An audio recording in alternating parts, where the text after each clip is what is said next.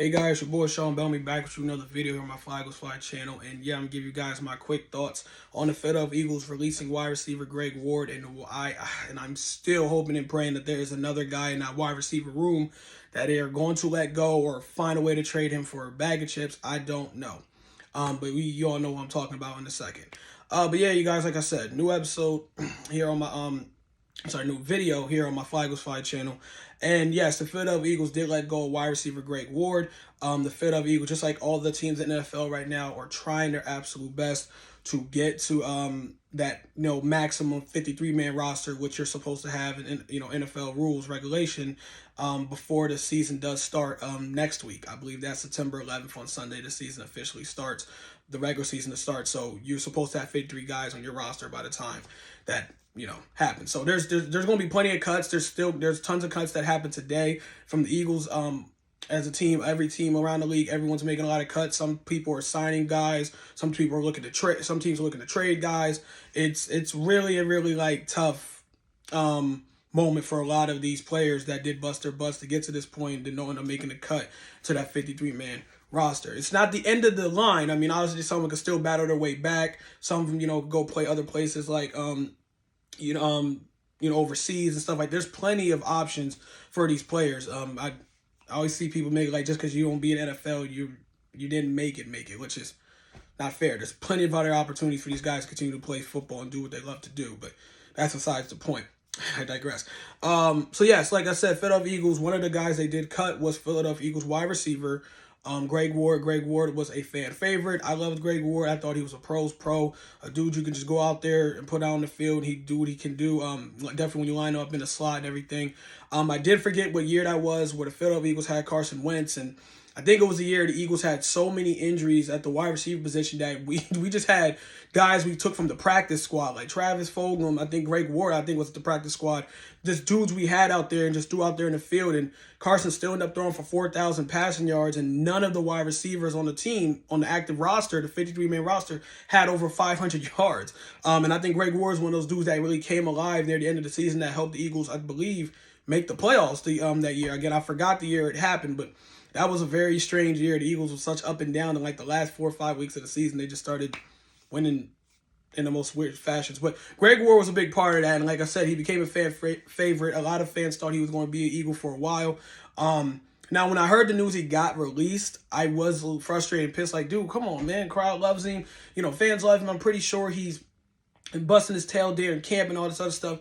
But digging through, William Moore's stories, why the Eagles let him go is because he just hasn't been healthy. Greg Ward's been dealing with injuries. I believe I read some that is dealing with his lower back, where he hasn't really got a chance to participate in camp that much, let alone in preseason. So I think the way the Eagles looked at it was, you don't want to hold on to a guy that can barely get on the field. You got to make room for other dudes that have been able to produce and get on the field, especially during camp and preseason. Now, the Eagles, I believe, did do something NFL calls an injury settlement, where when they didn't just let him go. I think they paid him, or they did something in the settlement where he'll be eligible to look for another team as soon as he gets healthy. I think he's supposed to be out for the first 4 or 5 weeks of the season. But so, I mean, it worked out both ends. It wasn't like they just cut him and said, dude, get the hell out of here. They did something nice for him, where, like I said, he got some money and he'll get a chance to be on the next team, that he gets, to look at once he does get healthy. And I do believe once he gets healthy, I'm not saying he's a top 10, top 20 wide receiver, but I do believe if he gets healthy, Greg Ward will have someone calling. Someone will at least call to ask him to join the roster or somewhere. I do really believe that. I'm actually keeping my close eye on that because, like I said, I do like Greg Ward.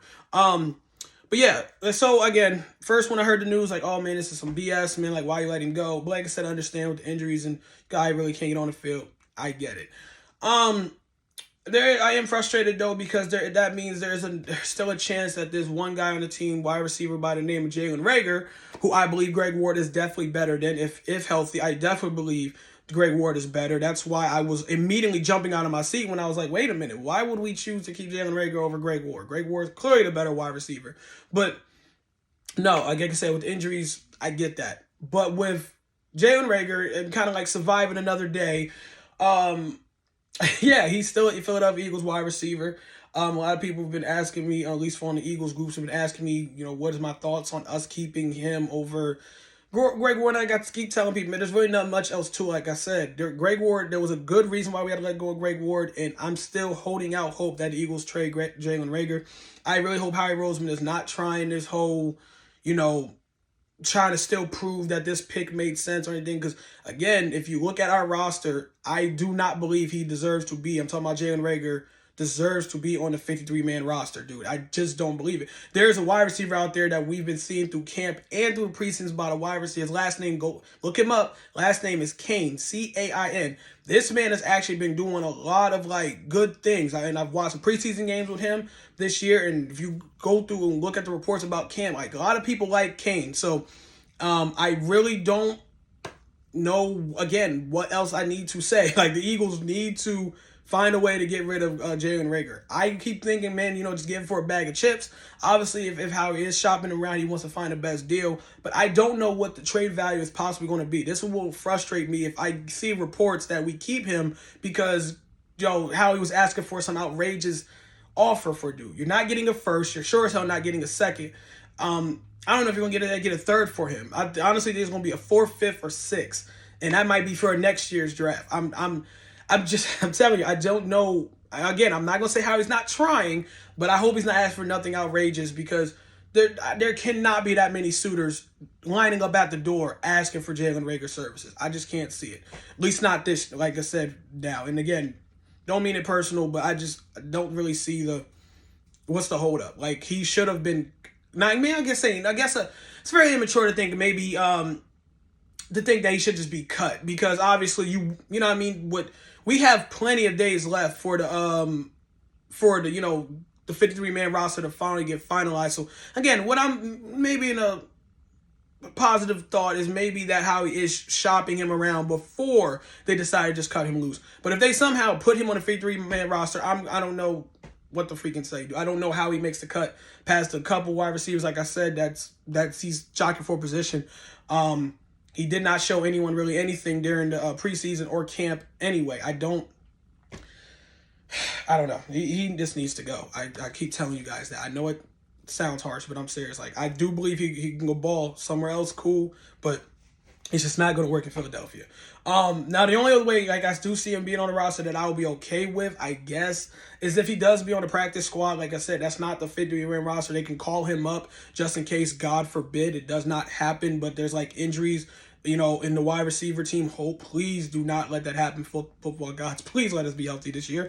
But, you can still keep him around in the wide receiver practice squad and, like I said, call him up just in case we do ever, really need another body to throw out there, just in case something happens. But, yeah, right now that's pretty much it. The Eagles also let go of Carson Strong, quarterback. Some fans were upset about that.